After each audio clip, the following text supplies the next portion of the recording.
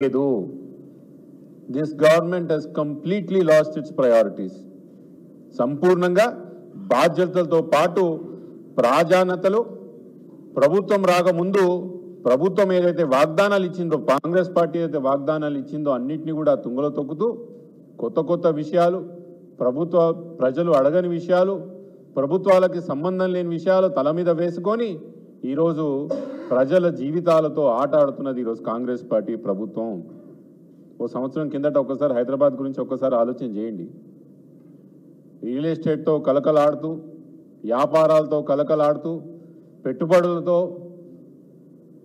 సంపూర్ణంగా హైదరాబాద్ ఒక మహానగరంగా ఒక ఆర్థిక మహాశక్తిగా సంవత్సరం కిందట హైదరాబాద్ ఏ విధంగా ఉండే, ఎంత సంతోషంగా ఎంత కలకలాడుతుండే హైదరాబాదు. ఈరోజు ఏం చూస్తున్నాం మనం? హైదరాబాద్ని కాంగ్రెస్ పార్టీ ప్రభుత్వం ముఖ్యమంత్రి రేవంత్ రెడ్డి గారు హైదరాబాద్ని ఒక బల్లకాటుగా చేసిన విషయం అందరం కూడా గుర్తుపెట్టుకోవాలి.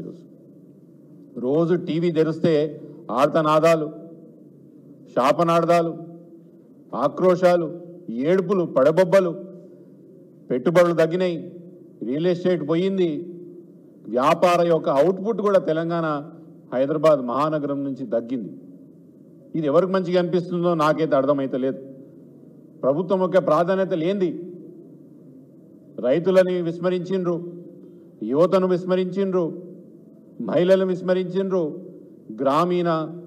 గ్రామంలో ఉన్న ఆర్థిక సామాజిక పరిస్థితులను సంపూర్ణంగా నాశనం చేసింది ఈరోజు కాంగ్రెస్ పార్టీ.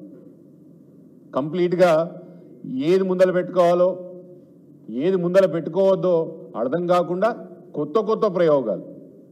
కాంగ్రెస్ పార్టీ ఎప్పుడు కూడా ఎలక్షన్ సమయంలో హైడ్రా అనేది ఒకటి తీసుకొస్తాము, హైదరాబాద్ని భయభ్రాంతుల యొక్క పరిస్థితిలో తీసుకుపోతాము, ఇక్కడ ఉన్న వ్యవస్థని నాశనం చేస్తాము, ఆర్థిక పరిస్థితులను నాశనం చేస్తాము, హైదరాబాద్కున్న బ్రాండ్ ఇమేజ్ నాశనం చేస్తామని ఆ రోజు కాంగ్రెస్ పార్టీ ఎన్నికల ముందు చెప్పలేదే. కానీ హైడ్రా మనం ముందరికి తీసుకొచ్చి హైదరాబాద్ మొత్తం ఇల్లీగల్ కన్స్ట్రక్షన్స్ ఉన్నట్టు, హైదరాబాద్లో పెట్టుబడులు పెడితే ఎప్పుడు కొట్టుకుపోతారో, ఎవరు కొట్టుకుపోతారో, ఏ కేసులు ఇరుక్కుంటుందో, ఏ హైదరాబాద్ కొట్టేస్తుందో అర్థం కాని పరిస్థితులకి ఈరోజు కాంగ్రెస్ పార్టీ తీసుకుపోవడం ఒక లెక్క అయితే, మూసీ సుందరీకరణ పేరుతోని కొత్త మోసానికి రేవంత్ రెడ్డి గారి ప్రభుత్వం ఈరోజు తెలంగాణ రాష్ట్ర ప్రజల మీద, ముఖ్యంగా హైదరాబాద్ మహానగరం ప్రజల మీద రేవంత్ రెడ్డి గారు రుద్దబోతున్నారు. ఏంది కొత్త డ్రామా? అసలు మూసీ సుందరీకరణ విషయం ఏంది అసలు?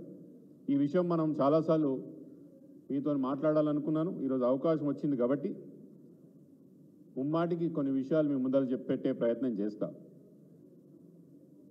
ప్రభుత్వానికి అదేదో మా దగ్గర చెప్తున్నట్టు తిననీకే సర్దికూడు లేదు, కానీ అది ఎవడో సాదా బిర్యానీ పెట్టిస్తా అన్నాడంట. తిననీకే మా దగ్గర సర్దికూడు లేడు కానీ సాదా బిర్యానీ పెట్టిస్తారా మా ఇంటికి అని చెప్పినట్టు ఉన్నది ఈరోజు రాష్ట్ర ప్రభుత్వం పరిస్థితి. రైతులకు రుణమాఫీ ఇవ్వకుండా రాష్ట్రంలో ఉన్న అన్ని దేవుల మీద ఒట్టు తిని రైతులను నడ్డి విరిచి ఈరోజు రైతుని అడుక్కున్న పరిస్థితికి మళ్ళీ తీసుకుపోయిన ఘనత ఈరోజు కాంగ్రెస్ పార్టీకి దక్కుతుంది. రైతు బంధు ఆ రోజు కేసీఆర్ గారి యొక్క హయాంలో ఆయన ముఖ్యమంత్రి ఉన్నప్పుడు తెలంగాణ రైతు భారతదేశానికి ఆదర్శంగా మిగిలిన విషయం మనం అందరం గుర్తుపెట్టుకోవాలి. ఆ రోజు వడ్లే కానీ మిగతా పంటలే కానీ ఏ విధంగా తెలంగాణ రాష్ట్రంలో పండినాయి, ఏ విధంగా ఆ రోజు రాబడి వచ్చిందనేది మనం అందరం కూడా గుర్తుపెట్టుకోవాలి. దానికి ముఖ్య కారణం ఆ రోజు కేసీఆర్ గారు తీసుకున్న వంటి ప్రో ఫార్మర్ ఇనిషియేటివ్స్, రైతు బందే కానీ, 24 గంటలు కరెంటే కానీ, పండించిన పంటని తిరిగి కొనడమే కానీ, ఇట్లాంటి ఎన్నో ఇనిషియేటివ్స్ తీసుకున్నారు. కాబట్టి ఆ రోజు తెలంగాణ రాష్ట్రం యొక్క రైతు దేశంలోనే నంబర్ 1గా మిగిలినాడు. ఈరోజు ఏమైంది? రైతు బంధు రైతు అడుక్కునే యొక్క పరిస్థితికి కాంగ్రెస్ పార్టీ ప్రభుత్వం తీసుకొచ్చింది. రైతు బంధును సంపూర్ణంగా బంద్ చేసింది. వడ్లు కొనమంటే సన్న వడ్లు కొంటాం, మేము దొడ్డొడ్లు కొనం అని రైతుల మధ్యలో పంచాయతీలు పెట్టి ఈ సంవత్సరంలో 1 కిలో కూడా కొనని యొక్క ఘనత, 1 క్వింటాల్ కాదు 1 కిలో కూడా ధాన్యం కొనని ఘనత ఈరోజు కాంగ్రెస్ పార్టీకి దక్కుతుంది. అవి సంపూర్ణంగా చేయనికే పైసలు లేవు, కానీ మూసీ సుందరీకరణ పేరు